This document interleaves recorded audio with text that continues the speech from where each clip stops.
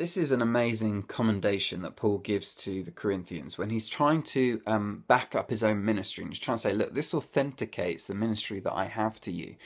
And we can often think that Paul is in full-time ministry, he's like a vicar or something, but he isn't. He's a tent maker. That's his job. And what he does on the side is he builds churches, he plants churches. The tent making was a way of him supporting himself. And so this commendation to the people around him, to the Corinthians, is something that we could all adopt as something that's like, am I commending myself to my friends who don't know the Lord, to my family?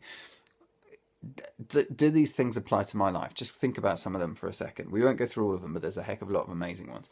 So one way is in great endurance, in troubles, hardships and distresses, in beatings, imprisonments and riots, in hard work, sleepless nights and hunger. That's just sheer grit and self-sacrifice. I will keep going even though this is costing me, even though I'm being opposed, even though this is hard. I'm going to keep going, and in that, and through my endurance and through my self-sacrifice, I'm commending myself to you as someone who is right before God and who can bring you into a relationship. In purity, understanding, patience and kindness, in the Holy Spirit and in sincere love, in truthful speech and in the power of God. All of those things, again, are things that will commend our lives to other people, that will make them stop and think, hang on a second, it's not just what they say, but it's who they are that is speaking to me. Think about truthful speech. Truth is something that's so disregarded today. People put a spin on everything, politicians and journalists and the bankers and all the things we've been talking about. People don't even trust what their doctors say anymore. We just go on Wikipedia and find out whether they're correct. And to be able to speak as people of truth, to be able to be kind and patient. Patience is so underrated. Kindness is so needed. Purity, again, the purity of our lives is one of the things that makes us distinct in the culture that we live in. How are we living pure lives? All of these things will commend us to the people around us. And then he says, with weapons of righteousness in the right hand and the left. A weapon of righteousness could be all sorts of things, but one of the things it speaks to me about is that we are actually aggressively standing up for what is right, that we are fighting for the good in our world, that we are punching holes in the darkness until the light bleeds through.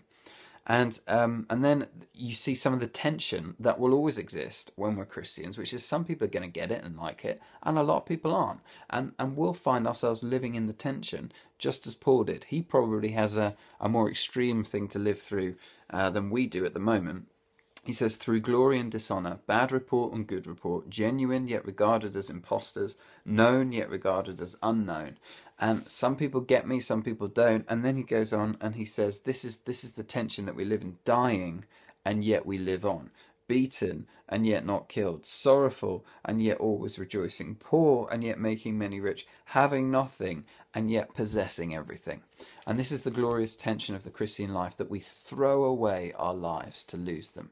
And as we live in that tension, but we keep going, there is something about a life like that, a life like Paul lived, and a life that we're invited to live, I think, that commends us more than a certificate from a university or some sort of promotion ever could. People are looking for lives like this, and when they see them, they pay attention.